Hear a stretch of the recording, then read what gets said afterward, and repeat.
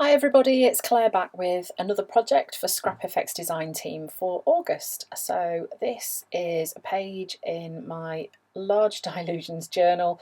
Sorry, struggling to get my brain going. And I'm starting off on a gessoed page and I'm just adding some mineral in 3 areas. And then I'm going to use a fuchsia.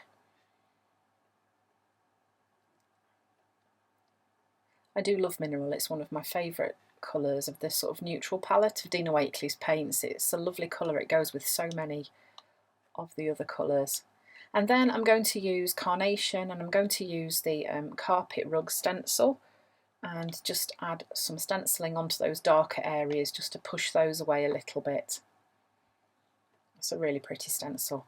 Then this is a collage paper also from Scrap FX and it's called Birch Trees collage paper. I'm just going to add that onto the bottom left hand corner of the page. I'm going to stick it in place using some gel matte medium, and once it's dry I'm then going to extend the trees up to the top of the page just so that it kind of fits and feels a bit more like it's part of the page. So I'm just using black paint to do this. I'm not really overthinking it. I just kind of want it to feel like it belongs there really. And once those black branches are dry, I did dry them with my heat tool as well, then I'm going to use a white gel pen and just add the little marks that are very common on the birch tree that really makes it, you know, that that's what it is. I'm just adding those in. You can see it kind of matches up quite well. And I'm just also going over some of the ones that are on the existing ones in the collage paper just to make those a bit brighter so they match the ones that I'm adding into. So once that was dry, then I'm using this Rosy Posy silhouette, also from Scrap FX, and very carefully cutting them apart. So I wanted to just isolate the little flowers on their own so that I could spread them out and just add a little bit more interest at the bottom of the page and kind of ground the trees a little bit more on the page. Once I'd cut them apart, then I'm going to use some PVA glue and glue those down.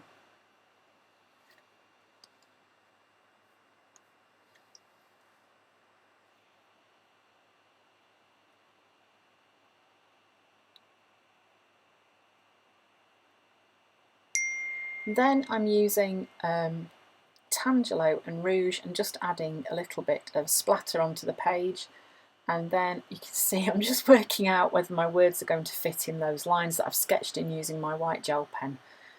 Using a black Posca pen, I'm then just going to write my quote into the page. I do like writing quotes like this and marking out the lines and then just making the letters fit the space that's there.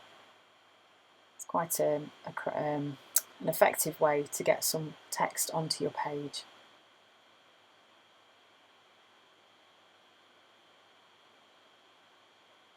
And then I'm just going over the white lines that I've drawn, just drawing those back in with black and adding some mark making onto the page.